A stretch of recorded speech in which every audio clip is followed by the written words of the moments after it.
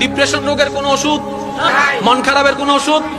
আমি বলছি যে যেখান থেকে শুনতে পাচ্ছেন প্র্যাকটিক্যাল করে দেখবেন, ভালো লাগলে করতে থাকবেন, ভালো না লাগলে বাদ দিবেন। আমি প্র্যাকটিক্যাল করেছি সেটা আপনাদেরকে বলছি। যখন আপনি দেখবেন আপনার মনে বেশি পাথর জমে আছে, আপনার দুঃখ কষ্ট বুঝার মতো কেউ নাই, আপনার চোখের পানির মূল্যায়ন দেওয়ার মতো কেউ নাই, আপনার দুঃখ কেউ বুঝছে না, আপনার কষ্ট কেউ বুঝতেছে না, আপনার আশে নেই পাশে নাই, নাই কেউ নাই, আপনি যখন খুব একা মনে হবে, আপনার দুনিয়ার কষ্ট যখন আপনাকে চেপে ধরবে, আপনি কিচ্ছু করবেন না, শুধু একটা কাজ করবেন, যাই নামাজটা পিছিয়ে ডাইরেক্ট সিজদায় চলে যান, ডাইরেক্ট সিজদায় চলে যান, কপালটাকে ঝুঁকাই দেন, নাকটাকে ঝুঁকাই দেন, হাতটাকে ঝুঁকাই দেন, নিজের অস্তিত্ব বিলীন করে দেন, চোখটা বন্ধ করে সিজদার মধ্যে চলে যান। আল্লাহর ওয়াস্তে করে বলছি, কিচ্ছু পড়া লাগবে না, শুধু সিজদার মধ্যে পড়তে থাকেন, সিজদায় পড়ে থাকেন, কান্না করতে থাকেন। ওনাকে বুঝান যিনি আপনি না বললেও সবকিছু বুঝে, ওই রবকে জানান যিনি আপনি না জানালেও সবকিছু জানে।